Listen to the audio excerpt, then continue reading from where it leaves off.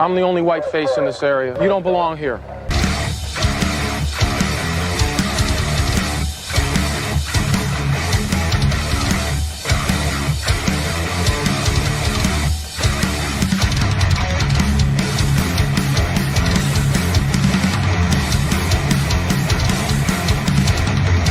Stop, I'll shoot you in the back.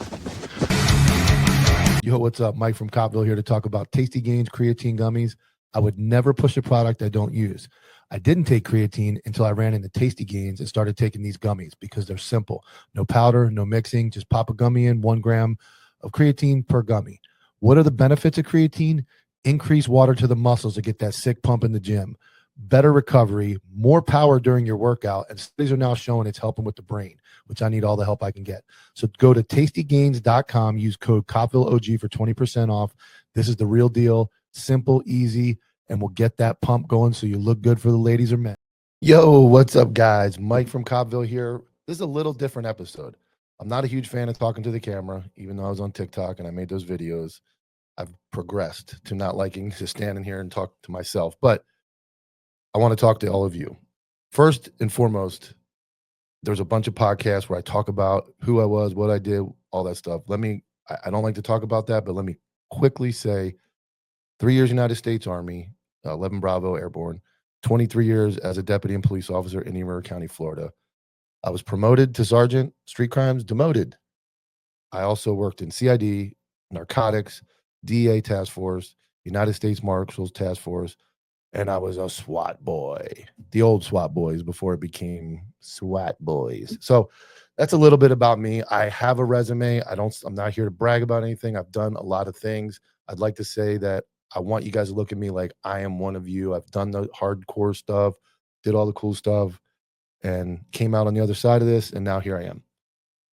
So if you've watched the 21 or so episodes I've had, Jerry Worms, I've had Jordan Innes, I've had people on that do some really wild, cool police work. And then I've had some guys on like Rich Benelli who have been absolutely screwed by like the Lee County Sheriff's Office. So the point of this podcast is going to be some entertainment, some cool guests.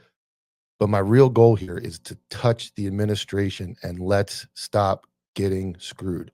They are preaching mental health. They're preaching teamwork and customer service and all these terms, but they're not holding up their end of the bargain.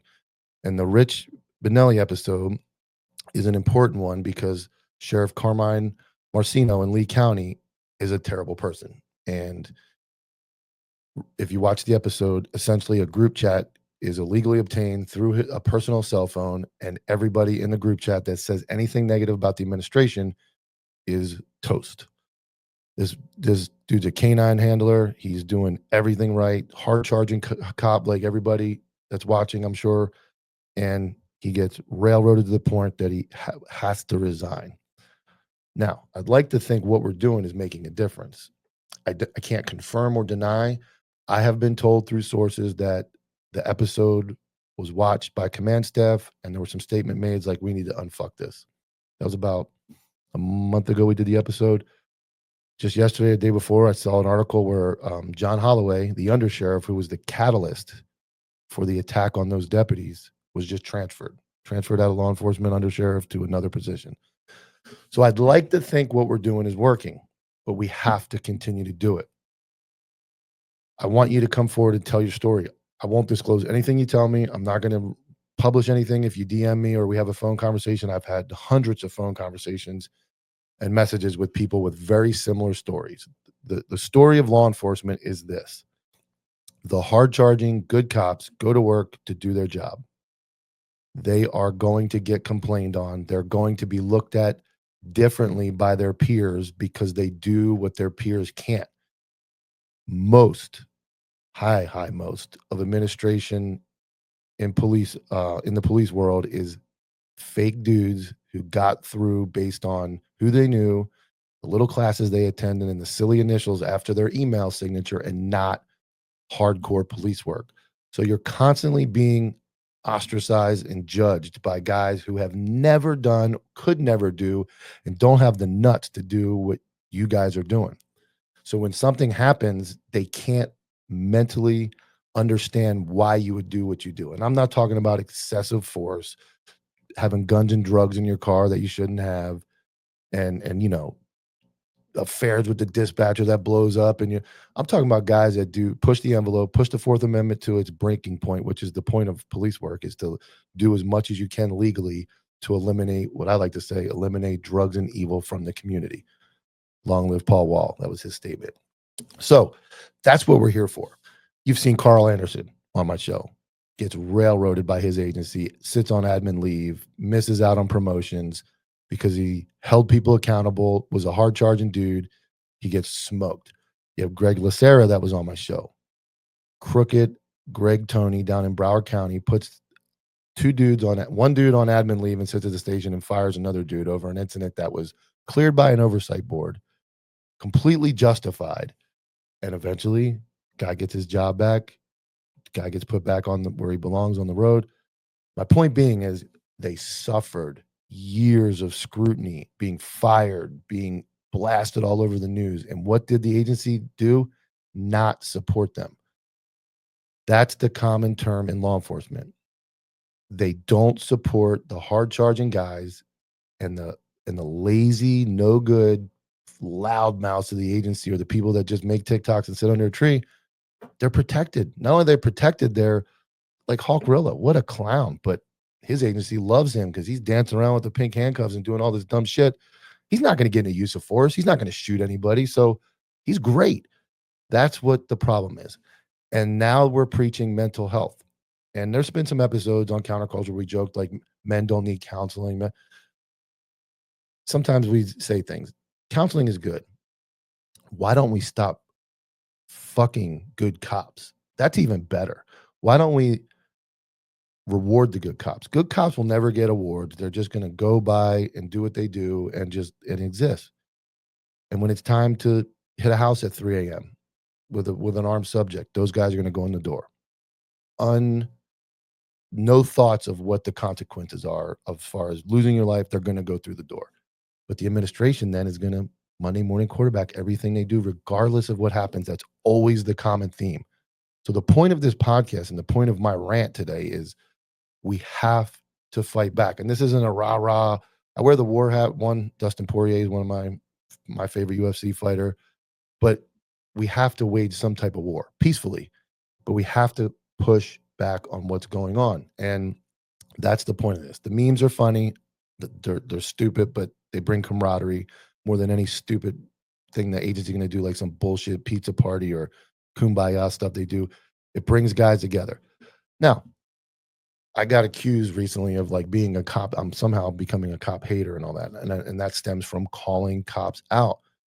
If I see your magazines in backwards, I know you're not a good cop, and I know you don't take the job seriously. If I see your magazine pouch on upside down, maybe it was a mistake, but I'm going to call it out. Like, hey, dude, how did you get ready for work today and your magazine pouch was upside down? Like, how did you leave the house? Wearing your vest. This one is huge down here in South Florida. If I see you not wearing your vest, I don't care how big and strong you are, how big your biceps are, how much you can bench press, how much you can do.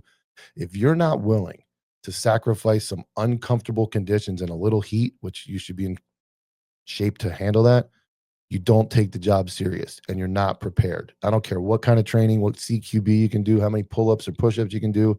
If you're not wearing a vest, you're a clown. You're a clown. So when I talk about mental health, I have seen and heard from these stories where cops just trying to come to work and do their job, and they're continuously written up, transferred, told they're doing things wrong, told they're a problem, but there's never any documentation because it's like a brainwashing of good cops, and I think they're trying to appease the public, and they live their own miserable lives, these administrators, and they don't have the spine to back you up when something critical happens, and they'd rather just fold. And the easiest way to fold is to make the hard charging guys the target. And it's unfortunate. Of all the people have come forward and told me their story, there's several that I'm like, bro, you're the problem. You know, it's like your buddy does something stupid. You got to look at him and go, hey, man, I get what you're trying to tell me, but you're the problem. But the vast majority of complaints or cops that have come to me and complained about their admin or show me their IA file, it is absolutely atrocious what these guys have gone through. And there's no recourse.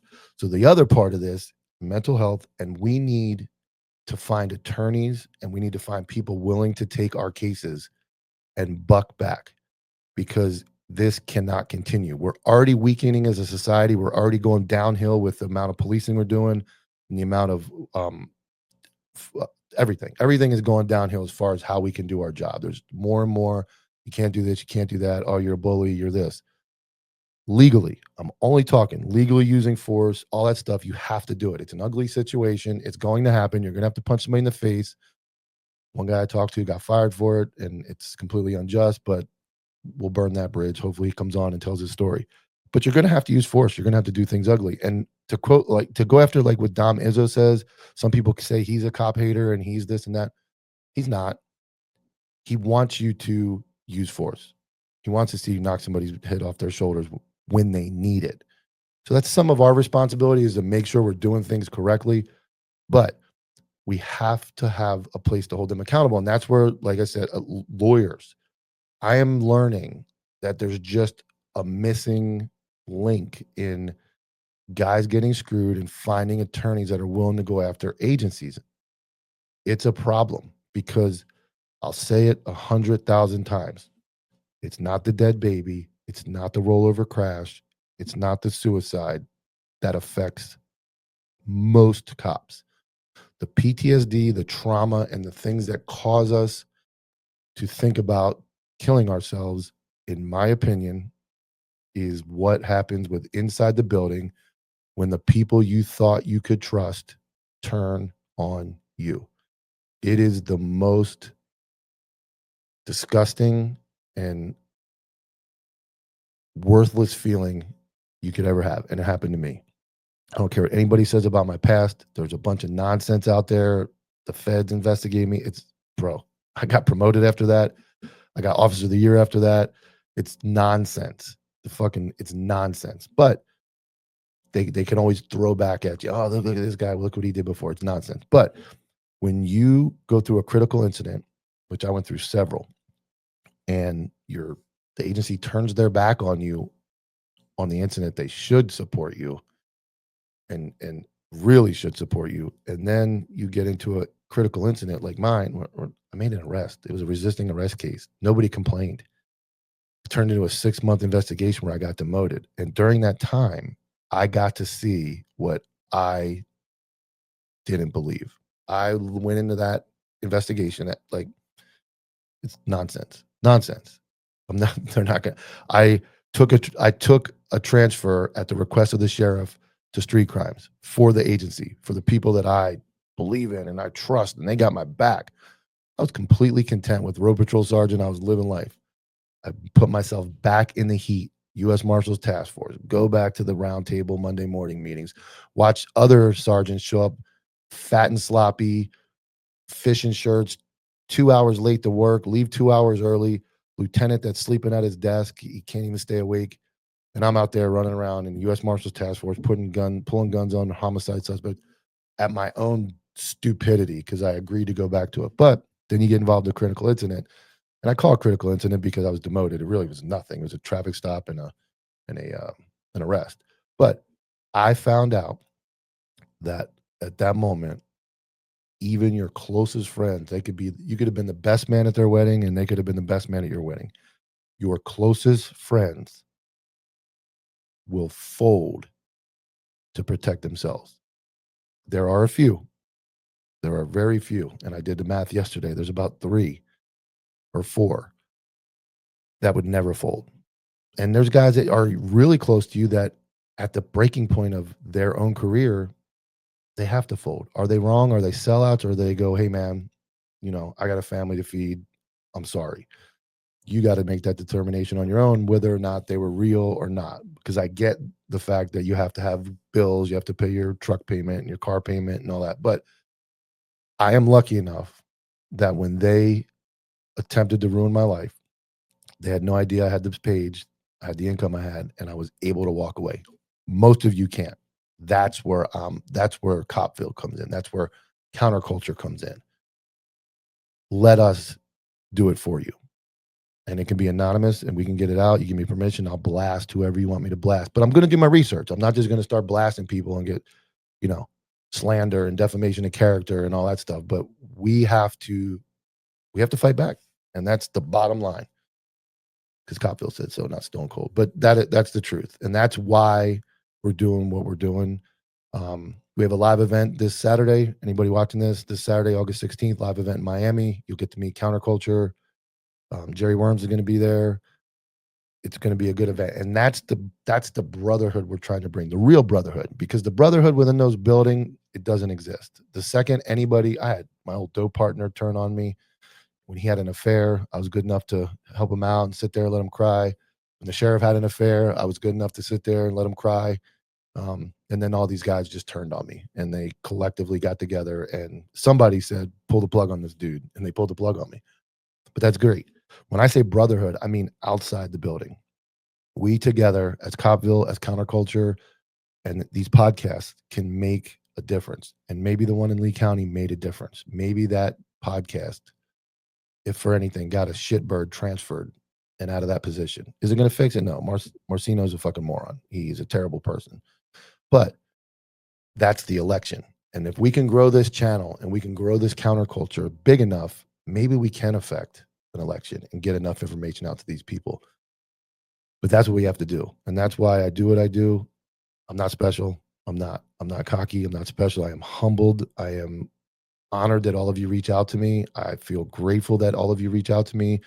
I'm grateful for everybody who buys merchandise and spends their money on my products. But we give back. Counterculture, Copville, our goal is to give back and find attorneys, find people. And my last point, which is one that I'd like to see get to Ron DeSantis before he's out, is disability. The military disability system recognizes that you have PTSD or some type of condition caused by your service. State of Florida, nothing. You basically have to lose a limb and not be able to work anymore physically. But there's also the mental health side. We suffer 25 years to retire, and this career is an eternity. I made it to 23, and it's an eternity. We need some type of disability, and I guess I'm not speaking to just Florida, so I should rephrase that. It should be national, like President Trump. We need some system of disability for cops, because your cop that sits under a tree and smokes cigs all day for 25 years, other than this fucking leathery skin and the health issues that caused by smoking, they have no stress. The dude who sits in the parking lot and does nothing, he has no stress. He goes to call, his biggest stress is, I got to write a report for a car break-in. I got to go to this domestic and take this guy to jail. Then he goes right back to the parking lot. But the dudes that are out there doing SWAT, canine, narcotics, high-risk warrants, task forces, those dudes are ticking time bombs for being involved in a critical incident, killing somebody, getting killed, being shot, and there's nothing. In the Florida State retirement system, you get 60% of your best 5 years if you are unable to work. And you have to prove it's a problem. There should be some type of disability rating that, if we are worried about the car crash and the rollover and the guy sees a baby drown and he comes out of that messed up, that dude should be done immediately. You're done, dude. You did your time. Your career ran 8 years. You gave 8 years of your life, and today you cashed the check. So there needs to be, in my opinion, some type of disability rating system for the state of Florida or all the states where you might not be able to work anymore. But you know what you can't do? You know what you can't do because you don't feel comfortable? You can't walk in as a man and say, I got a problem. Like, I'm mentally ill. And if you do, they may throw some counseling at you. They may say, hey, let's get them better.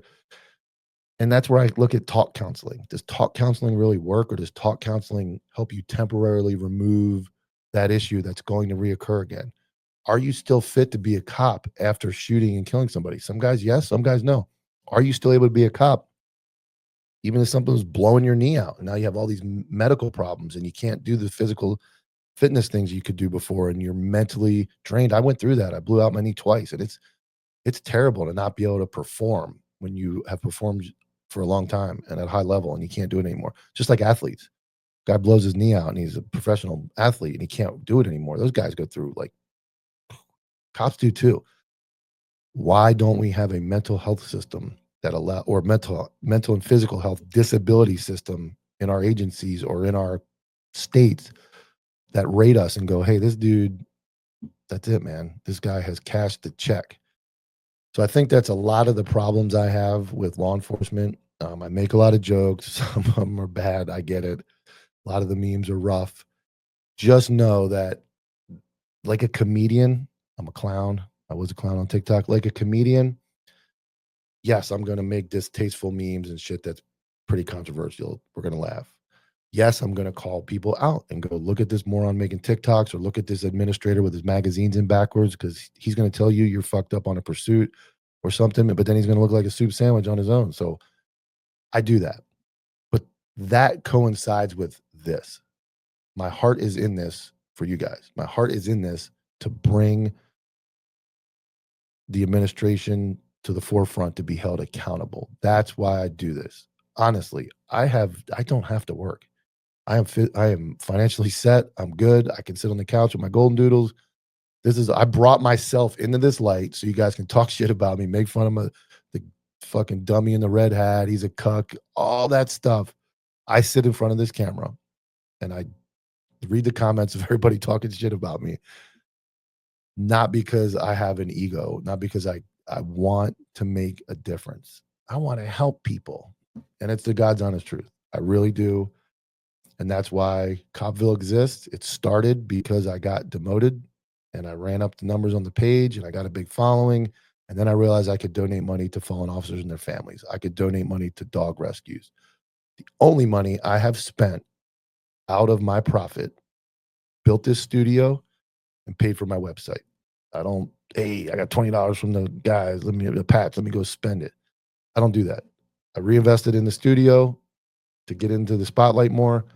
I reinvested in a website, which brings in income that allows me to do this, allows me to buy more product, but ultimately donate and help. And that's what we're here for. Counter culture. We are the counterculture to law enforcement. We are the counterculture to administration. We're going to tell the truth. We're going to bring these administrators to the forefront and let people see that it is not cool to fuck with good cops. So that's my message. That's what Copville is for. That's what the podcast is for. That's what we're here for. Please reach out. Please contact me if you need help finding a lawyer, if you need help with your mental health, if you need to talk to another officer, if you have suggestions on agencies. I have a large umbrella of information that covers a large area, and that's what I'm here for. And if you got this far, tune in tonight live, 7 p.m. Hot Topic with Copville, Jordan Ennis. He'll be on tonight. I appreciate it, guys, and you guys are the best, and let's fight back. I'm the only white face in this area. You don't belong here.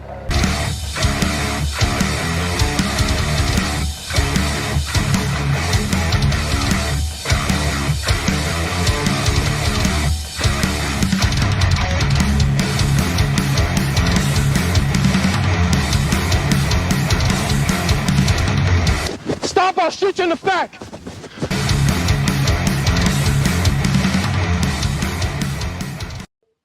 I'm the only white face in this area. You don't belong here.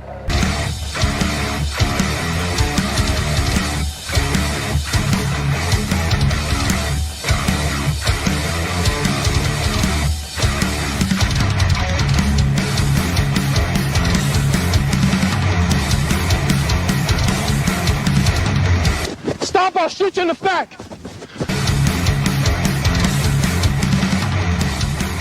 Yo, what's up? Mike from Copville here to talk about Tasty Gains creatine gummies. I would never push a product I don't use. I didn't take creatine until I ran into Tasty Gains and started taking these gummies because they're simple. No powder, no mixing, just pop a gummy in, 1 gram of creatine per gummy. What are the benefits of creatine? Increase water to the muscles to get that sick pump in the gym. Better recovery, more power during your workout, and studies are now showing it's helping with the brain, which I need all the help I can get. So go to tastygains.com, use code COPVILLEOG for 20% off. This is the real deal, simple, easy, and we'll get that pump going so you look good for the ladies or men. Here we are, guys, back on another episode of Locked Up with Copville. I've got Quint Oller, who's been a longtime friend, business partner, Sheepdog Holsters, which you can find on my website, www.copvilleog.com. He's got his own section, does custom holsters, has donated a ton of stuff for me to give out to the community and raise money. I'll let him talk about all that. But Quint, man, welcome to the show, dude. Thank you. Glad to be here, man. Thanks for having me on. Fine. I don't think we've ever FaceTimed either. So we've been in business together probably over a year as far as like the holsters and doing stuff. And I know you have quite the story. And I've kind of sometimes, as I knew the podcast was coming, I try to not get all the way into it so I can kind of hear it generically like everybody else. So I'll let you tell the story. We'll talk about it. I'm sure it fits the Copville mold of getting hosed by admin, I would imagine, but the floor is yours, man. Yeah, the floor is yours, man. Talk to me. Tell me who you are. Tell me why you're here for people that don't know you. Yeah, like you said, business partner. I first started following your memes page, and just like anything else, you know who the real ones are based on what they're posting, and you can cut through the BS on some of the other law enforcement pages, and yours.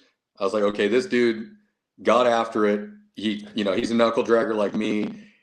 Everything was pretty much what me and my guys been saying for the past couple decades, and it just really, I was like, I'm following this dude, and like I want to get behind him. Before that, we had a little sound issue. Before that issue, you were telling me how great I was, and I was going to tell everybody I didn't pay you to say that. Yes, no, you didn't. No, I appreciate it. Though. Just real ones here, man. Real ones. I appreciate it, man. Thank you. And that's that's kind of what I built this platform on. And I think I'm a little skeptical about the first page. It went so fast, and I got accused of buying followers, but the engagement on this page at 60,000 followers seems way more than the first one at like over 100. So I don't know. It's weird. But anyway, you blew up quick. I remember, I think you were right around 10,000 when I first started following you, and then dude, but the stuff you're putting out was like spot on what we do day in and day out. Well, what the few and the proud do. But yeah, no, I wonder if my memes were better back then because I was still suffering in the job. Sometimes I look at it like when I make it, and I don't know how everybody else does it. Like all these meme pages, I don't know what they do. Yeah. I simply scroll and I see something like a video or a clip, and I immediately trauma bond with it and put it into law enforcement context. Yeah. That's how it comes up. Yep. And that one I posted today with the guy walking in, the oral board one, I've had that video on my phone for like 10 years. That's an old video clip. And I was like, sometimes I'll overdo it and I'll look at it and I'll be like, I got to make this into something. And I'll spend like an hour and then I'll just close it. But sometimes they're good, sometimes not. But I appreciate it, man. That's, that's what we try to do. And I know we've talked, you do the job as well. And you've done some really cool stuff. So I'm interested to hear what happened and what your story is. Yeah. It's, just a pretty messed up story. I haven't heard it before. Pretty rare occasion. I got into law enforcement right out of the Army. I was 24 years old. What MOS? Combat engineer. 12B, Fort Lewis. Mm-hmm. Did 3 years up there, 3 and free. That's what I did. I did 3 as well. Yeah, 99 to right at like November of 2002. I got out at 99. We passed each other. Yep. Yeah, we did. Handed the torch off. But no, got out. The whole reason I went in the military was try that out, see if I wanted to do it. But ultimately, if I didn't, if it wasn't my style, then I wanted to go into law enforcement. You made a great decision there, huh? I did, man. Honestly, like it has been the best thing ever. Bad to worse. Yeah. But it's been so much fun, man, and it's been such a rewarding career. It really is. And, it really is. I mean, it's there's nothing else like it, man. It's the point break. Like some people jump for it, some people jab a vein for it, and all you got to do is just strap on a vest and go out to work, man. And there's nothing good, else. When it's good, it's good, man. It really is. It is the greatest job. It really is. Yeah, and there's always the next one, man. And I think that's a major problem with the youngsters these days is, they try to hang their hat on one good case. Like, dude, that's, I have 30 of those and I forgot about 29 of them. Yeah. You got to keep going. You got to keep grinding. I went into county jail and by the time I hit send on the affidavit or turned it, I was already bending another corner, man. Like that happened already. Like, let's do another one. Yeah, I got guys coming to me all the time telling me stories, and I'm just like, man, I don't remember. They're like, yeah, dude, it was super funny, and you did this, and you said, or there's a dildo involved or something on a car, and I'm just like, okay. I'm the opposite. My dumbass, and it's not even what I did. My dumbass has some Rain Man ability, and I'm starting to lose it now. I'm almost 50. Well, I can't say I'm almost 50. My wife will scream at me. I'm 49, and I was the one that everybody called and was like, "Hey, man, like 3 years ago, we were on the corner over here, and you were talking to a guy, and he was a sub." I'd be like, "That's his name." And they're like, "How the fuck do you do that?" Yeah. And it wasn't a self-preservation thing. It was like I remembered it to help everybody else out. Like, I see that bulletin. I know who that guy is. See, I do have that recall though, where it's just the fake. Yeah, so I'll have a video that plays back in my head. I'll tell you the car they were driving, the color of it, the clothes they were wearing, their nickname, what street corner we stopped them on. I have that recall ability, but other stories that just don't mean that much, I don't know. Guys remember you for those stories, and you're doing it, so it's like, I don't remember. They'll call me like, you remember when you did that shit? I'm like, oh yeah. See, that's what I'm talking about. I get it. Yeah. There's only a few things that point. Yeah. Anyways, but so I started out in Lake Havasu City, Arizona, and it was my hometown. And I worked. It's a large county, 5th largest county in the nation. Borders up to San Bernardino, California. We have that whole waterway section. Lake Havasu is a pretty wild town. I don't know if you've heard of it. You're way over on the East Coast. Okay, no. It is, on the West Coast. That's where everybody from California, everybody from Texas, like almost, from Texas over. Our spring break lasts, a month long. It's just a nightmare. It's a big tourist town, but lots of fun. You can get into a lot of good shit out there. And I just started plugging away. Got my first drug stop all on my own, and just became addicted to drug stops. Like, it's crazy how it happens, right? Some people either love it or you hate it instantly, and right away. It's like, I guess, DUI guys and whatever else there is. You know immediately, like that's it. That's what I'm doing. That hit me, and I was like, I can send people to prison for this, and I get to have all this fun. I get to seize their money, their dope, tow their car, put them in handcuffs, and it was, you progress and you learn how to talk to people, and it becomes this game, man. You're a predator, man. You're out hunting criminals, and you're, people, when I would train new guys, or people would ask me like, hey, how do you spot stuff? I'm like, dude, they might as well just have a neon sign in their car that says, I have guns and drugs, because they just can't, the good ones can hold it together, and, they know how to really play the game and hold their shit together. But most of them are always using their own shit, and they cannot keep their shit together. And I tried to explain that to people. Like, they asked me the same question, and my wife had actually said to me, you should go teach class and try, you do. I don't know that I believe some of the stuff you can learn, and I think some of the stuff, just like anything else, you kind of ingrain. Like, I would just pass a car at the speed limit, and I'd go, oh, wait a second, like something not always right. It's not 1,000, it's not even 500%. It's probably in the low, like a good batting average in baseball. 2 or 3 out of every ohs are legit. That's a high percentage when you're like, and then you start to get into like, should I stop them this time, or should I wait? I put in my mental bank and catch them next. And I lived in a little smaller area, so I could kind of diagnose it. But to me, it's just like, it's like that dog that, like, when somebody knocks at the door and the dog's like, whoa, what's that? You just see some things on the car, and it is profiling, but it has nothing to do with race. It has nothing to do with gender. It just is a look that almost like you can't explain it, but you know what it looks like when you see it. Like that. I've heard it explained as there's criminal behavior, and once you see it, it just like, it's like I said, it's a neon sign. They might as well just be waving a flag saying, hey, and then they're like, what did you see? And you're like, I don't know, I saw it. The biggest thing for me is like, but you have to be looking. You can't be looking at your computer. You can't be looking in front of you. You can't be looking at the barista. You need to have your eyes up, look, and when you're at a 4-way stop, you should be scanning every car around you, everybody around, and looking what they're doing. And the guy that's like this at the 4-way stop, dipping his head down with his bill on. It's like anything. It's in number. I used to try to put 100 miles on my car every day. Yeah. I would drive my ass off and just turn corners, turn in a small area, just move because it's like anything else. You know, fishing. The more you cast, the more you're going to catch. The more you drive and look and look and look. And there's all the little things like I used to call it the felony turn when they turn the gas station real quick when you get behind them, and I would just go around the block and then they pull right back out and be like, look at that. Yeah. So yeah, there's an it, and you either like it or you don't. And some guys don't like it, and I don't knock them. Some guys like to take reports or catch, other crimes, but when you have that niche and itch, both of them for the drug game, it is a addictive thing. You really can't get away from it. And it's so simple. Yep. It's so simple. It really is. Once you have PC, you put them in handcuffs, you search them, they're suspended, no insurance, you tow their car. I mean, it's a slam dunk for you. Like you get so much fulfillment out of it and it's rewarding, but then your community's benefiting from taking these people off the street, taking their means to commit more crime off the street by towing their car. Most guys I was towing their car, they cared more about their car getting towed than when you go in with DHS and take their kids. Yeah.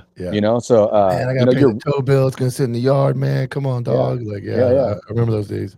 Yeah, good. They negotiate. Like, please don't. Let me call my mom and get my car, man. You got me. And it's a whole thing. It really is. And like you just explained, it is very accurate that somebody you took a piece of crack off the street. Well, no, I didn't. Nope. I either took a crack user off the street who's got it in possession, who's gonna steal you're breaking your car later tonight or steal your lawnmower or whatever, or a drug dealer that is not gonna be able to deliver maybe a lethal dose of fentanyl later tonight. Now he's in jail. So of course it's like a infinite problem. We're not gonna ever win the war on drugs, but if you're not out trying, that one stop can change at least one person's life. Yeah. When you have a dog, you pick up the shit in your backyard. You don't let it overflow and say, they're just going to keep shitting there. You have to go pick up. They're never going to stop. They're never going to stop. You're going to keep trying to keep up with it. That's a good. And I've never had a dog shit analogy, but that's a good. That's the best one I have, man. Yeah, that's good. It works. But so that's kind of what rolled into the whole thing was that I was being proactive. I was enforcing I was getting into a lot of drug arrests, gun arrests inside my county, but inside the city limits of my town. And it was really rubbing one of undercover narcotics detectives the wrong way. And I didn't understand it because I thought we were all on the same team. And we all have the same goal. Hey, the goal is we catch bad guys, we put them in prison, and it doesn't there shouldn't be any egos involved. But I quickly learned that drug work is probably the most, ego driven. Like drugs and SWAT are very neck and neck, but more guys can make the dope unit. So I would think the dope unit wins that race. I agree. The most egotistical. That's mine. Man. Territorial. You name it, man. Like you pulled my CI over. What's wrong with you? You shit talking. You wrote him a ticket. Like all that shit. Yeah. Oh yeah. My first experience with that was brand new in the sheriff's office after 3 years in the city, and I stopped a guy, and he's got like the dope detective on the phone. I'm working about. He's yelling at me, and then I can hear the dope detective yelling. Yeah. And I didn't know the guy. I didn't know anybody at that point. I'm brand new. And then the dude calls me, like the detective, he like cusses me sideways, and I'm like, "The fuck is this guy? Like, what are you talking about?" And once I got in the dope, I kind of understand. You can still be nice, decent to people, but I kind of get like, you're stopping my CI in the middle of the hood, and now everybody's seeing it and all that. But yes, it is a very nasty game when inner office too, like amongst fellow detectives, it gets ugly. Oh yeah. And I've worked in different states now, and I've worked there it's always the same. You do have your laid back guys that do have that, just like that they don't have an ego, and those guys kind of don't have the same drive as the ego driven guys. Like the ego driven guys, you got to hand it to them. Like most of the time those guys are dialed and they get shit done. And then the more low key guys that are your buddy and everything don't produce but it's just kind of a double-edged sword. It's like sports when the best guy on the team is a prick, and he's like he hits 65 home runs a year. He scores 20 touchdowns. You're like, this guy's a piece of work, but you can't knock that he does the job. Exactly. Yeah. And they're everywhere. They're on every team. But dude, you gotta hand it to them at the end of the day. They get shit done. Yeah. And but yeah, so I'm working. And I was in a kind of a weird spot where my NARC team was an hour away in Kingman, and he didn't want to come down. And a lot of my cases were coming from city limits, so he didn't want to touch them anyways and piss off. I'll just call him LL. He didn't want to piss off LL, and so he just said, "Hey, just call them. Just call them, have them work the case.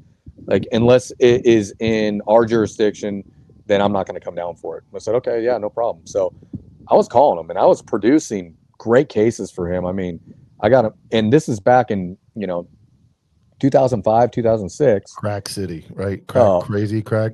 Well, super meth. Like meth. Oh, you guys are meth. Okay, we had crack. We had crack all the way through like 2010, 11. Yeah. You guys so were doing meth. Okay. Meth was the drug, from 2005 to late 2010 when I left there. And heroin kind of started poking around, coming up. 09, 2010, heroin started coming around. But yeah, so I was tearing it up. I was giving him good cases. I was giving him great informants. At the same time, my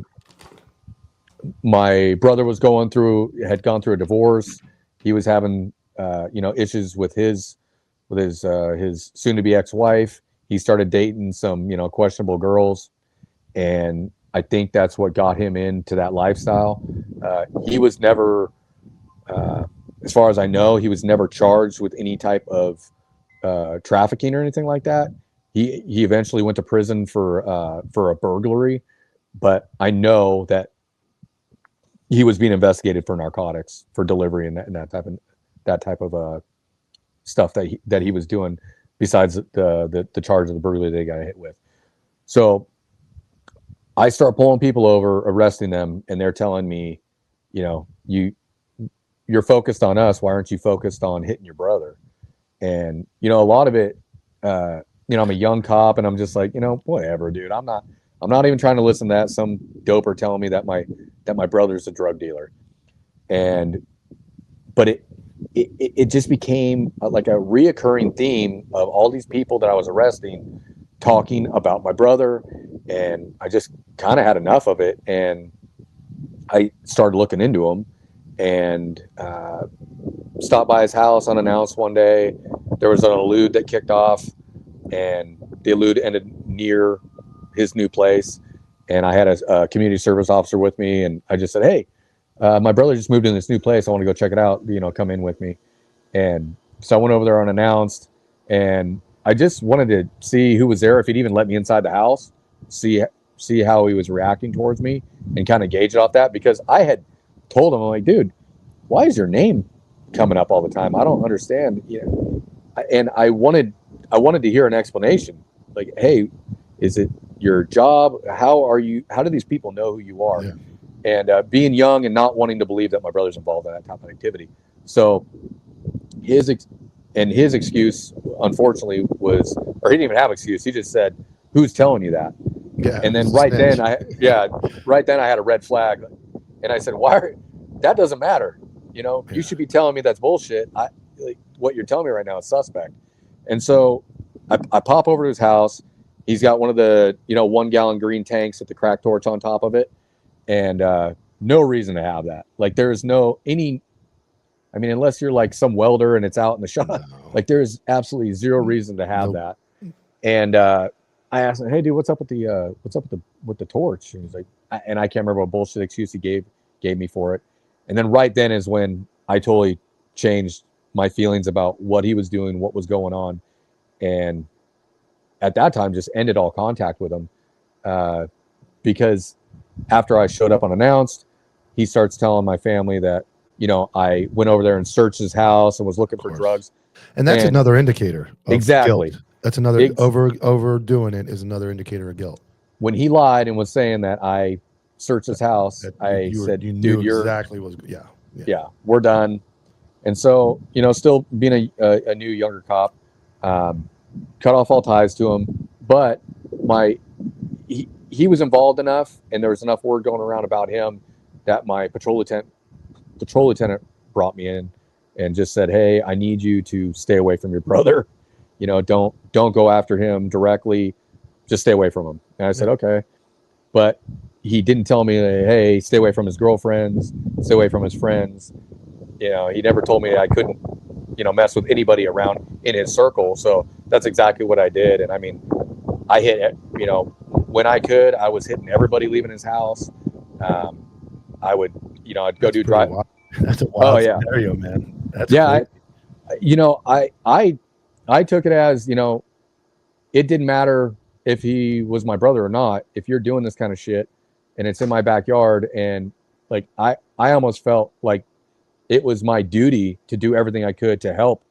That's a pretty good stand, man. Because, you know, how do I say this? I don't want to bring up anybody, but I know of people who protected their family to the point of like borderline criminal search warrants and arrests and cases to protect their family. And I'm not talking about, you know, I've seen what the other direction does, which is overprotect. So you kind of took he's right. You shouldn't be investigating your family because there's a lot of collusion there that could come up in court. But I mean, if it's a dope house, it's a dope house, dude, right? Like everybody else is free game.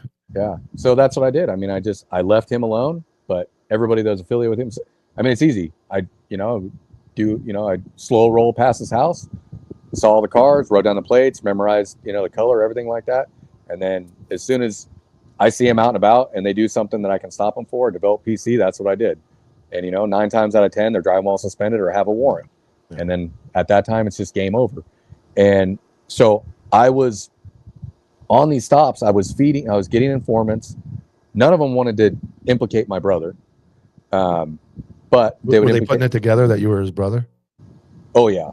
Yeah. So what I ended up finding out later is that my brother was telling, you know, these other drug users that I was feeding him information. And I want to try to tell my story in a chronological. I want to go too far ahead. Good. Do that. Yeah, no. So I get told to stay out of the city because of LL. One of the drug dealer's name was Jackoff Jerry. He's since passed on. He's in a better place. We had a Jackoff Jerry, I think. Nice. That must be a common name. Yeah, we had a if they're Jerry and they jerk off. Jackoff Kevin. We had Jackoff Kevin, not Jackoff Jerry. But they said every time he smoked crack, he would just whip his dick out and start jerking on it. Yeah. This guy, he had he's uncircumcised, and they're like, yeah, he shoves all his dope. He can get like an ounce up there, and then he puts a hair tie around the end of it. And I learned that if you put them together, it's called docking. Yeah, I heard that. Yep. I just learned that like a month ago. Oh god! I brought it up today to Tyler. Poorly made police memes. Actually, we made a joke because we were like borderline enemies at one point, and some moron brought us where we were cool, and he goes, "Yeah, we're docking," and I didn't respond. He goes, "Do you know what that means?" I'm like, "Nope." He goes, "You might want to look it up." And then I looked it up, so it was pretty funny. Yeah. The things that we learn, man, and dude, and the things that people do, like the fact that that would even cross his mind is wild. Yeah, absolutely disgusting. But yeah, no. So Jackoff Jerry's supposed to be getting an ounce, and I go start doing surveillance on the house. I see a pickup, no plates, slow roll the house. I thought I got burnt. I thought they saw me, and then they do like one more hot lap, slow roll the house, and then start leaving. And I just thought, well, I'm burnt. I might as well stop it. They're not going to pull into the house. So that's what I did. Went to go stop it. It eluded. So I'm calling out the elude, direction of travel, all that good stuff. And they're, at this time now, they're reckless, and they're, you know, starting to go through our residential area in that area where Jackoff lived. And I shut it down. I'm giving out last direction of travel, and I see this white marked SUV come, cut me off. I got to slam on my brakes. This big lieutenant comes flying out of the car, screaming in my face. This is another agency's lieutenant? Yeah. And he starts screaming in my face, asking me why I'm chasing his undercover narcotics officers. And that was, so I found out quick that was LL in the car. And so that sparked all kinds of shit between the agencies, and my patrol lieutenant was just kind of like no nonsense, didn't want to hear anything, didn't want to hear my story. I told him what happened, and because I was totally cool with the lieutenant, I never talked any shit back. I was very respectful. even though, he's within inches of my face and screaming at me. I tried to just quell the situation and explain to him what was happening. He wasn't having it. So anyways, my lieutenant just says, "Hey, I don't care. I don't care. I don't need to hear the story. Just stay out of the city." So, okay, I'll stay out of the city. So I'm doing my thing. I'm still watching my neighborhoods all at the same time. So I see a rig rolling that I've been watching at a well-known drug house. I've never seen this rig rolling before. And I think I was working like a different shift. And I think this dude knew when I was working because they know. They all get smart. They know when you're working. They know your schedule. They used to know our car numbers too. Schedule. Yeah. Yep. They're on the scan. Most, back then, they were listening. All that yeah. stuff. The legit guys, you stop them and you're running them because I never go back. I don't go back to my car and run them. No, I'm right there door side on the passenger side. I always did like a passenger side approach. So I'm there, I'm running them, I'm watching them the whole time. And then I would always hear like my feedback on their scanner, so you know that they know what's up. But anyways, so I see the truck, dude's like 2 cars in front of me, throws out a lit cigarette. Littering. Oh yeah. And it's criminal littering. Littering in Arizona. So the cigarette, yeah. So real good one. If I want to, the dude's gonna go in cuffs right out of the gate. So I go up, passenger side approach by the In-N-Out Burger down in downtown Lake Havasu. Good stuff. Yeah, it's great. I love it. Really and yeah, I just wish we could take the gratuity, but yeah, not anymore. So anyways, I do the passenger side approach. I'm talking to him. I can tell right from out of the gate, this dude's a legit dude, bad guy, prison tats. He's holding his mud. We're talking, go back and forth, and I run him. He's got a felony warrant, parole warrant out of Phoenix, Arizona. Get my cover officer there. Tell him to get out of the car. He, just kind of dead eye stares me, and I draw down on him. Hey, I could tell this dude's armed. Like he just gave me that vibe that this dude is armed and he's trying to make a decision on whether or not it's how long do you want to go back to prison for. Exactly. Yeah. So now I have lethal out. I'm like, hey, one hand out of the car, open the door, hop out. He finally complies. We get him hooked up. He's got a revolver on him and like a Leatherman pouch on his hip. And he has like an ounce of dope. I found out his nickname, his street name was Joker. And this was a guy that the narcs unit was like, they'd asked me, I think months before, hey, do you know who Joker is? I'm like, dude, I've heard of him. I don't know what his real name is. I don't know what he drives, none of that shit. So I'm like high-fiving myself right now. I'm stoked. I just got Joker, like on a cold stop, didn't even know who this dude was, and got an ounce and a gun, which is a big deal back in like 2006. And I already know where the story's going, but I'll let you finish telling it. Okay. I know where it's headed. Okay. So I get him. It's all wrapped up. It's open and shut case. Like I think within a week or two, he pled to 3.5 years. He's going bye-bye. But before I lodged him, I was calling the narcs. I'm like, hey, I got Joker. And they were saying they knew where he lived. And I was like, well, he's up in Donkey Acres, like up in that's where I see the truck at. So he's up in my area. And they were talking about hitting the house or, whatever. And so then fast forward, he takes his time and then I'm stopping dopers again. And they're saying, hey, it's pretty fucked up that you arrested Joker and then your brother, hooked up with his girlfriend, took all the dope that he had left. Well, now you're in on it, right? Yeah. Okay. Yeah. I know where it's going. Yeah, man. It was super. Joker is a black male or white male? I think he was white and Hispanic. Okay. Yeah, I think he was white and Hispanic. Joker sounds too cool to be a white dude. Yeah. And shit. Dude, I think I got his name mixed up. I think it's actually Green Eyes. I get them all. Now I'm thinking about it because he had green eyes, so they called him Green Eyes. I'm sorry. I've actually told several other people his name was Joker, but now like looking back, it's 20 years ago. And when you started talking about his ethnic background, I remember they called him Green Eyes because he was Hispanic, and they called him Green Eyes because it was rare for Hispanic guys to have green eyes. So, anyways, so that's the optics of that are super bad. That I arrest this dude, and then my brother, swiftly moves in and takes over. takes over his fleet of vehicles because he was pretty smart. Everything was registered in his girlfriend's name. Like had nothing in his name. It was all registered in his girlfriend's name. Mhm. And then that's who my brother started dating. So I quickly arrest her, find dope in her car, tow her car, and then like all hell breaks loose between, you know, my brother and my family. And I'm no longer going to Thanksgiving. I'm no longer going to Christmas. And, you know, and like you said, some people on, you know, my brother's side were saying like, I should be tipping him off. And I just thought that was the craziest shit I've ever heard. It was like a movie, man. It was like Yeah. one of those, like Godfather, Ben Affleck, Yeah. one of those type of gang Yeah. movies.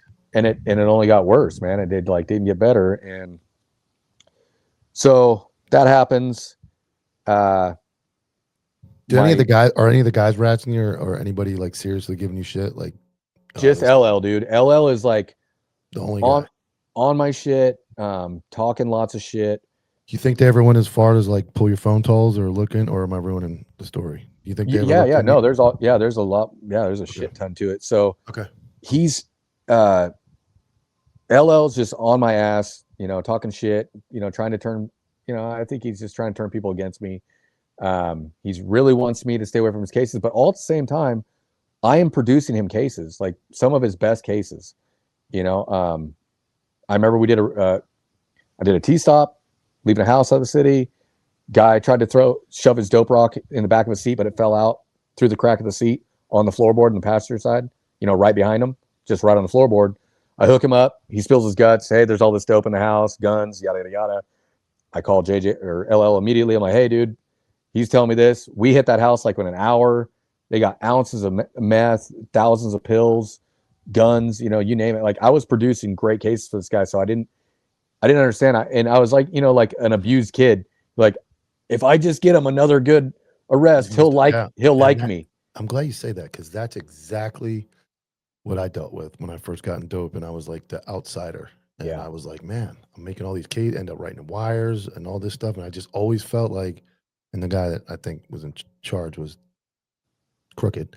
Yeah. You know, they tried to say I was, but I kind of felt that same way as a young cop or dope cop. You kind of feel like, all right, this guy doesn't like me, but if I one more, just like your mom, like you said, mom or dad, like if I just get one more A or B on the, or I do this, or I clean the bathroom, or I do, they're gonna like it. It's a sick thing, right? Like it is, and they just never do, and they just keep treating you like they're narcissists, man. They treat you like shit. And looking back on it, I don't know why I cared so much. Like, that's what I say the most. Yeah. Like I try to tell young cops, don't worry about what everybody else thinks about you. Just do yourself, because they're gonna, whether they're your friend or not, they're gonna get you if they need to. Yeah. So just don't worry about it so much. It's hard not to if you just do the right thing all the time, like you'll make mistakes, but if you are just doing the right thing all the time for the right reasons, God's got you covered, and then you're covered by everything else, because you're just doing the right thing. Yeah, and I noticed like the guy I was trying to impress, he would ask me to do things that I knew weren't right. It wasn't like illegal. Like I remember one time, one of the analysts, we had two like female analysts, and he was like, hey, he's like, the analyst, I forgot to buy them the jackets out of the budget. He's like, just take your buy money and go buy 2 jackets from the company store and like write it off as a dope deal. And I'm like, whoa. I'm like, well, I'm not really stealing it, and it's my money, but they need and I like remember, and I was scared of him, so I'm like, okay, and I'll just go. And I was like, but this is the guy in charge, and they call me a crook. This guy, and that sounds minor, but I was having a conversation the other day. Was it today? That doesn't sound minor to me, man. That's what I'm saying. Well, it is and it isn't, because it's not. When you're young, I'm getting told to do it, and I'm like, maybe they do it like that way. Maybe that's a way of doing it because of the budget or whatever. That's what I mean. At the time, you're thinking that. Yeah, and I think maybe even it was today. I recorded today with Tyler. We were talking about something where you're like, it's not really a big deal, but when you see that even thought in somebody's head, it's like, why would you even think like that? I'll never forget that day where I felt obligated to do it, but I didn't feel like it was the right thing to do, but I was too young and scared to say anything. So I'm just like, I'm not doing anything wrong. Like I'm not stealing anything. It happens to be my money, but it's the agency's buy money. And this dude told me to go do it. And I'm buying 2 jackets and I'm giving to other employees. The only thing maybe I did wrong was write whatever I wrote, what I was told to write. But I remember being like, yeah, like I didn't like it. And it Yeah. was like, it's weird how that works, right? Like you're scared. At 20 years ago, I'm not saying a fucking word. I'll be labeled a snitch in the agency. They'll run me out. God knows what happened. So I remember those feelings of like, that doesn't seem right. Yeah.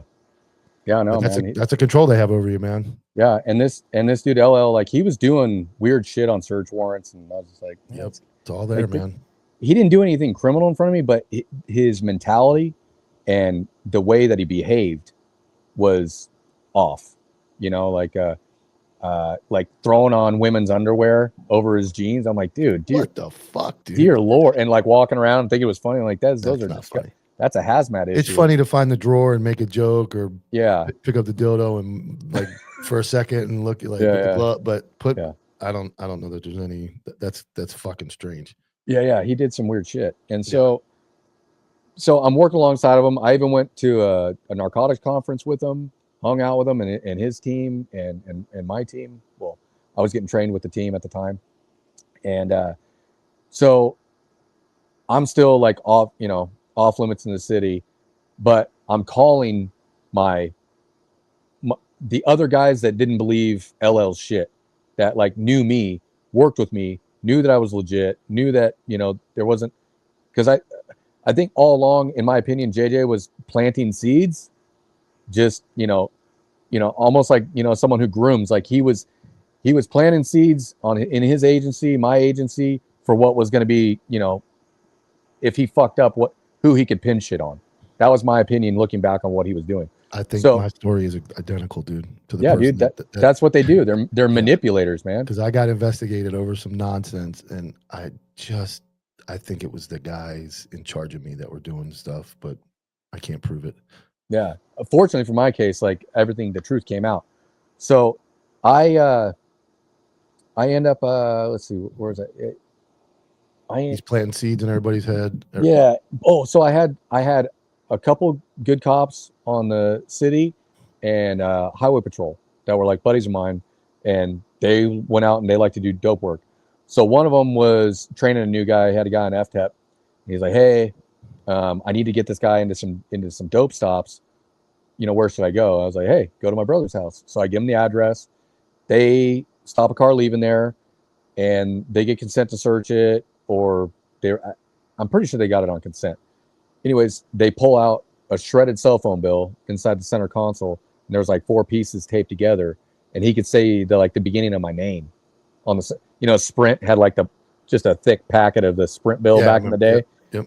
Yeah, you could like start several fires with how many sheets of paper came in that thing. Yeah. And so, but I would always shred my bills. I would always shred my cell phone bills. So he finds my cell phone bill. They seize it. He calls me. He tells me about it. And then I'm aggro pissed because they just did they're coming from my brother's house. They obviously just did a trash run on my house. Like the balls for them to come to my house, go through my trash, and they're trying to find out who my informants were. And so luckily, they didn't get enough pieces together. I mean, we're talking, there's probably 30 pages in there. And, I think all they had was area codes on the first page. So they didn't get shit.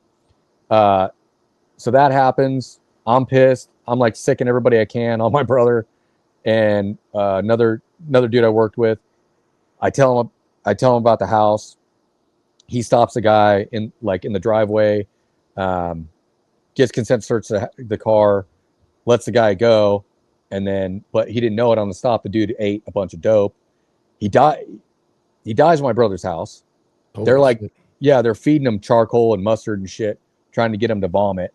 And he ends up dying in the house, and they did a bunch of weird hokey shit with him in there. And I remember asking the cop, dude, why didn't they charge him? Why didn't they, for just, moving a dead body or tampering with evidence? Tampering with evidence, yeah. Anything. And so I was pissed that he walked from that. Nothing happened to him. And so then detective sergeant calls me. We had 2 escapees from the main jail up in Kingman. They hit a guard or assaulted a guard. That they had them all planned out when he went on a smoke break. They go hit him. They had a car waiting for him. They bail. They're on the run. They say that they're gonna, one of the guys says, "I'm not going to prison. It's gonna be a shootout. Like, I'm either going to prison or I'm gonna be dead." And so he tells me to go check out this house. It's in the city. And he tells me I have no reason to bring backup. I'm just there to go talk to an ex-girlfriend, all this stuff. And I asked him, so I don't need to bring anybody with me. He said, no, you just very low key, go talk to the ex-girlfriend, see what she knows. So, you know, and shame on me. Like I had like 2.5 years on, and I roll up to the house, like park out front, just go strolling up like a jackass. Cause I believe that there's no threat. Like I'm going to a friendly house to just have a, calm, cool, casual conversation with this lady. And as soon as I knock on the door opens, and this dude starts walking at me with his hands up, telling me don't shoot him. And right then I was like, okay, this dude is here. And then I recognize him being a guy from Kingman. Strike two. This, my suspects are from Kingman. This is a friendly from Kingman. So I cuff him up real quick, put him on his face. I have cover coming. We go to the house real quick. We jump a retaining wall, and then the dude opened fire on my sergeant and I. I couldn't see this dude. My sergeant saw like a piece of his foot. He neutralizes the guy. We end up getting cleared for the shooting. But when I come back to work, all the shit talking about me being in the city is starting with LL again. No backup, going to the house. Yeah. For a wanted guy, all this crazy shit. Yeah. And so he's really spinning it up and, making me look bad. And, he parked out front of the house. I'm like, dude, I had, I went there. I guess, you could always play devil's advocate that it could have been, you're young cop, you get told something. That's where, and so I went there to show up to be friendly officer, do this gal, to gain cooperation, to get a good statement from her, see what she knew. Yeah. And looking back on it, fuck, man, could have been really bad. So he starts all that shit. And then I can't remember what happens. Okay. So that all happens. Next step is I stop a car late at night. Dude was, I know for a fact his name is Scotty Too Hottie, the nickname, and he's DWS. So I arrest him, I impound his shit, and I find like a quarter ounce of meth. And he has like a child dependency hearing in the morning to get his kid back. So he does not want to go to jail. He wants to work. I said, okay, yeah, no problem, man. You can work. Tell me where you got the dope from. Tell me what the guy's name is. Tell me what he drives. Tell me where he lives. Tell me what his girlfriend's name is, all that shit. And then I will call LL, give him the information. If he wants to work with you, great. And he stopped talking to me. He like just went mute. And I said, dude, do you want to like not go to jail tonight or not? Like, what do you want to do here? And he didn't answer me. So I was like, okay, well, I'm putting LL's number on a card, on my business card. It'll go in your prisoner property. I thought that was the end of it.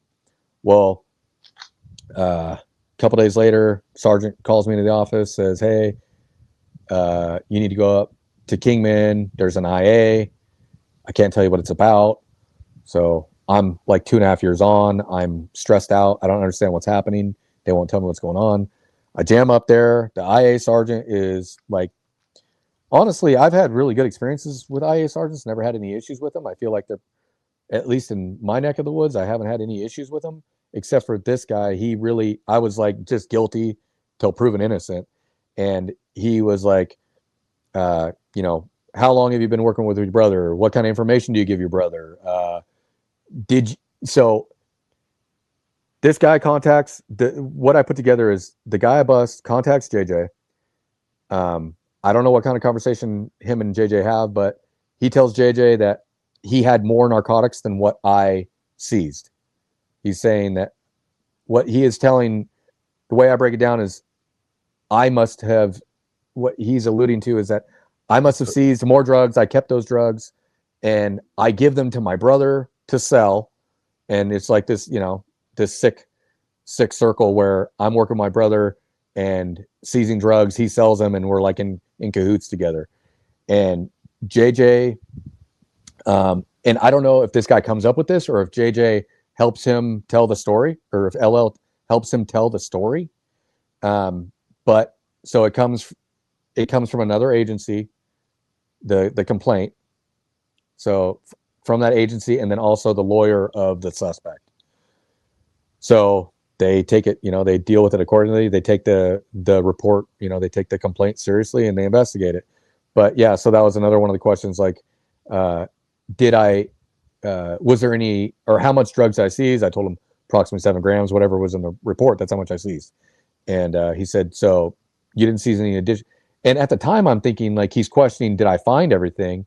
And, kind of being the young egotistical cop that I was at the time that hadn't been humbled, I was thinking I didn't miss nothing. Like, my searches I'm badass. I can find everything, So, it would have been easy looking back at it to say, look, man, he could have had more drugs in there, but I don't know, because I can't find everything. Like, there could have been shit in a dash. I have no idea. But at the time I'm like, no, everything I seized. And looking back on it, I could have easily just said, in all honesty, I don't know. Like, I think I seized everything, but there could have been something else in the car. So we go through all those lines of questioning. It gets heated. And then the next day, or we get done, and he says, hey, tomorrow morning we're going up to Flagstaff, where there's an FBI polygrapher, and you're going to do a polygraph. And I was not thrilled. And my like the association rep guy, he was telling me, hey, if you have anything you need to change, right now is the time. I'm like, dude, get out of here. What are you talking? I mean, I was just as upset when he said that to me as I was the IA guy, the way he talked to me. And he's like, well, if you're lying about anything, man, like, we can't represent you. And I said, yeah, I'm not lying about it. This is crazy. I said, I've done my job. I worked my ass off, and I don't understand why I don't even understand how I got in this situation. Like, this is bad. So I go up, take the test. It was more than a standard test. Like, when I took a poly to become a cop in Arizona, and this one was different because he had all the other shit hooked up to me. And then one of those like orbital cameras that fixate on your eye. Really? Yeah. And I get done. I don't ask him if I passed, because I have nothing to worry about. I'm pissed. I'm like, I'm glad to be done and over with it. And he has a few follow-up things to say to me real quick. He shakes my hand, and then he goes and gets my A guy. I see them shaking hands. He comes down and he's like, hey, you passed. And now he's my buddy, even though the 4-hour drive, he didn't say one word to me, and he wants to know where I want to go eat. I'm like, I'm not eating with you. Yeah, fuck you, dude. I'm like, take me home, take me back to my rig. I got kind of kidnapped like that. Wanted to take a drug test, but I can't imagine the polygraph must have been that's a long ride too. Oh, dude, Mine was only like 20 minutes. Yeah, that was not fun. So I get done with that, and then at that point, I think the patrol lieutenant like had enough of it, and he calls me in his office. He's like, I got a gift for you. It's the keys to the city. He's like, go tear it up wherever you want.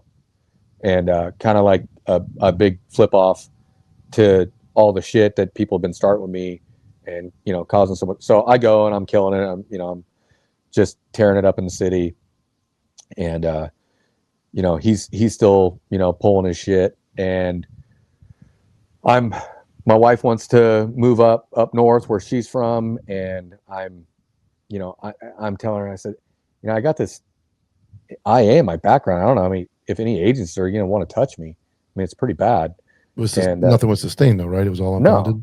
No. Yeah, I was back to work. Like, I know how even though it's like once you're accused of something like being crooked or something that serious, like I lived it. It kind of follows you no matter what the story really is. Everybody's got their version. You're always guilty. So it's sad, man. It's sad. Yeah. So I'm thinking I'm telling my wife, I'm saying, hey, I'll try. But at this time I had about 5.5 years on, and I was telling her, I said, I know enough that when I start my background and they ask about IAs, I'm going to have to explain this, and they probably aren't going to want to take a risk on me. And, unless they do a really thorough investigation, come down and talk to my supervisors, go through the physical IA, come down and crack open the file, then they'll know that I'm clean.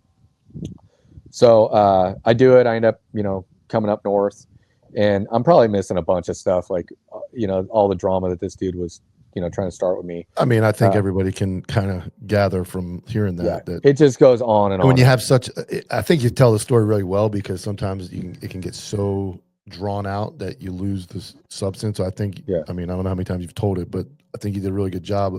And if anybody's been, maybe somebody not in law enforcement watches this, they may have a lot of questions, but anybody in law enforcement, understands the process, and that's pretty much how they all go. Like you just explained it. That's pretty good.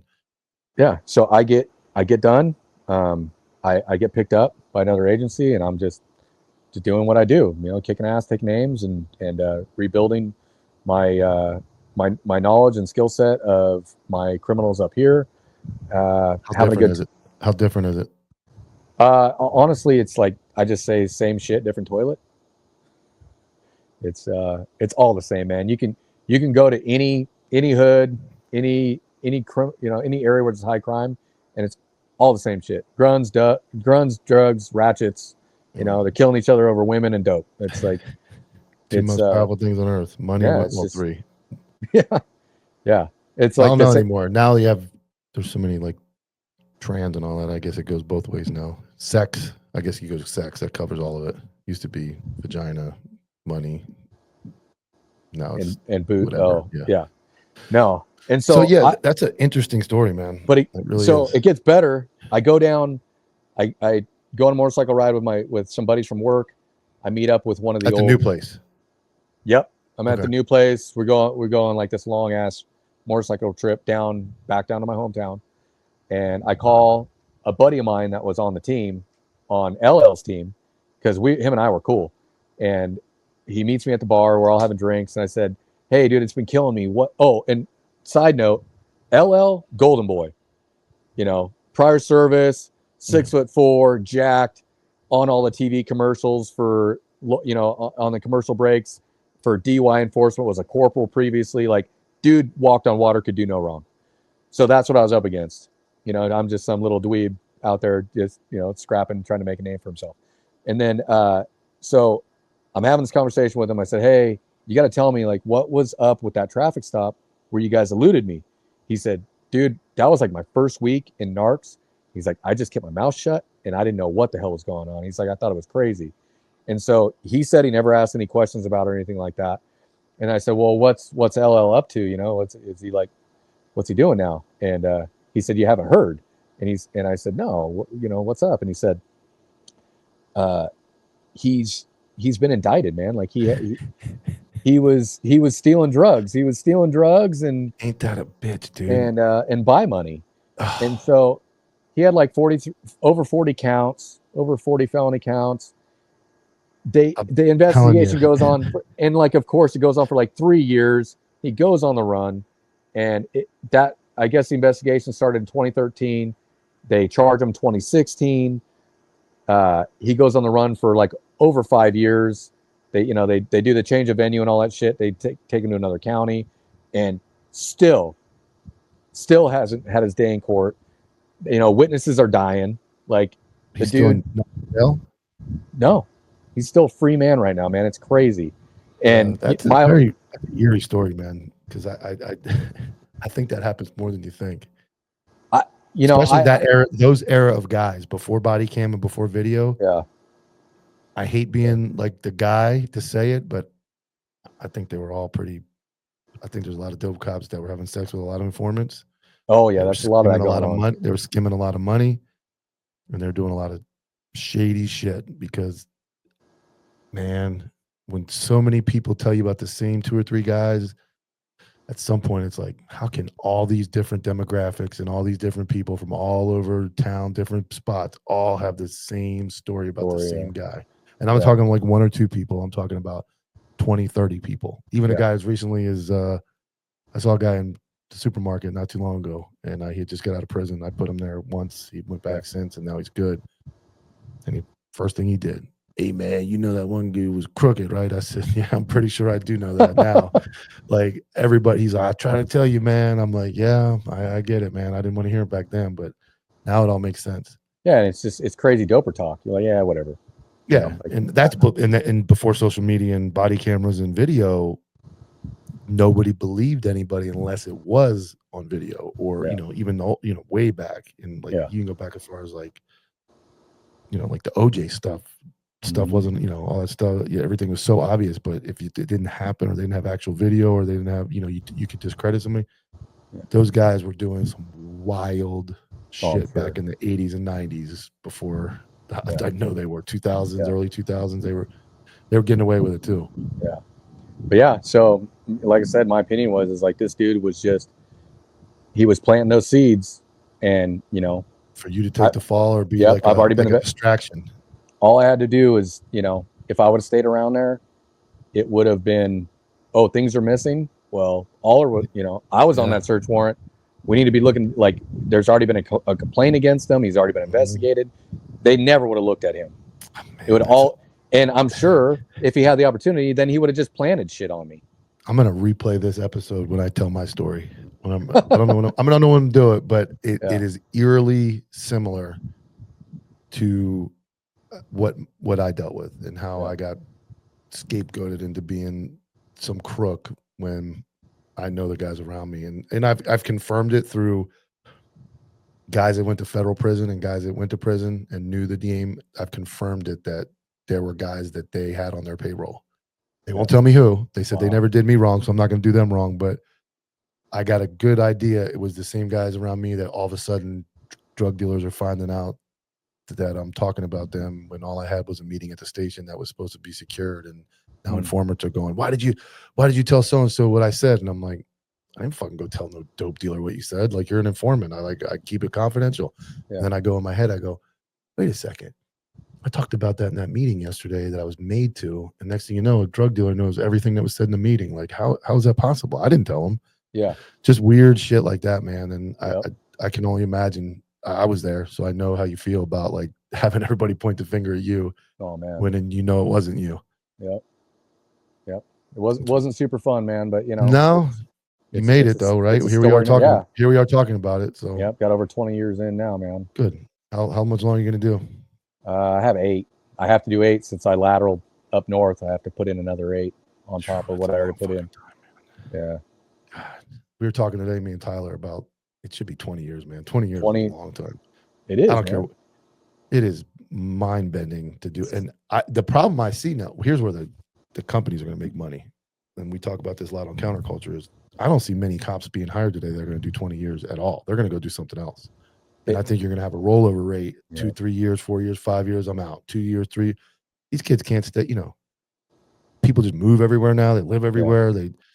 So it's the old days of us doing like 20, 25, 30 years, but that's just an eternity, man. I think the burnout, the burnout and the crash is going to be a lot worse. I mean, with this over scrutiny, the media, how we're portrayed now, how we're treated is unbelievable. Kids aren't tough enough for it. They're not tough enough for it. So, well, how does anybody get in touch with you to buy your holsters, custom orders, and all that stuff? Give us shoot, I should probably know my website. I think it's sheepdogholsters.com or something like that. But Instagram, they can click your link and find me, and you do good custom work. And then, like I said at the beginning, you donated a lot of stuff to me. I'm actually going to NTOA this weekend. I'm gonna bring a bunch of stuff with me.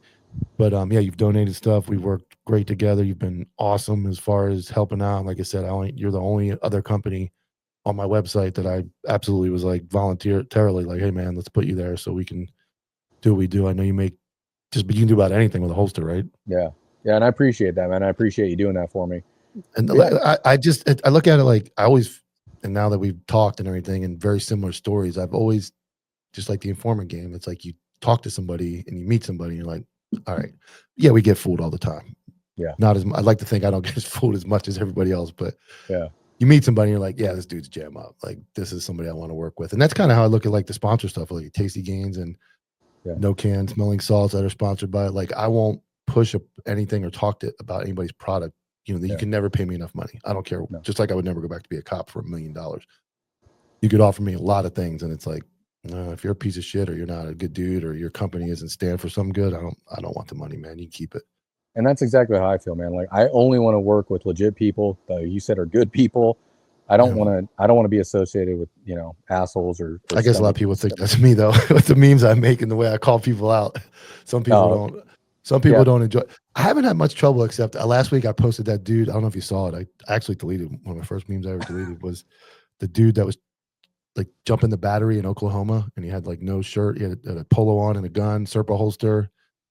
It was only up like 30 minutes. I got hammered by like the whole state of Oklahoma came after me at once, and I was like, "All right." Normally, the out of touch posts are geared at admin, so everybody hates admin. Yeah. This guy was like a sergeant, and everybody was, oh, he squared away. This was before work. Oh And I no. was like, you know what? Like, I get it. Like, Yeah. we all do something stupid, and unfortunately, you end up on Copville, is what they say, and it sucks. But Yeah.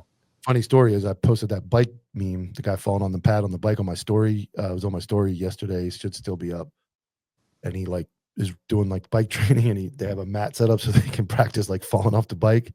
And he like rolls over, and I posted, I'd rather walk all day than to do this. And then the guy in the video actually messaged me, and he's like super squared away, like ripped fit, like good cop. And he's like, bro, the original video got like 5 million views. I got roasted. He's like, and then he reposted it. My story was like, I finally made it on Copville. So I guess I get it wrong sometimes. Not everybody's, we all do something stupid. Everybody's got to have a sense of humor too, though. Yeah, I look at it like, I mean, look at my TikTok. I mean, fucking Tyler roasted me one day and posted all my, he's like, hey, what was your name on TikTok? He's like, what was it? And I was like, it was like Sunday morning. I'm like, oh, my old screen name was this.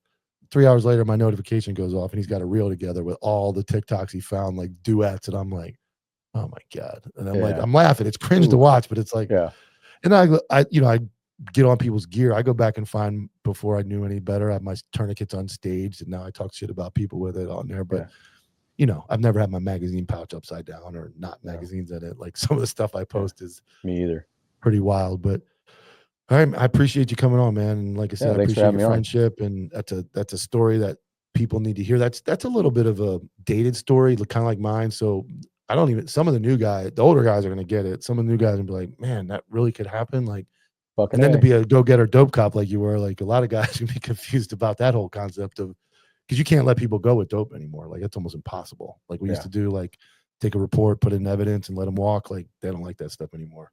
Yeah. And it's tough, but I appreciate it, Quint. Thanks for coming on, man. Yeah, anytime. Thank you. All right. Take care. Later. I'm the only white face in this area. You don't belong here.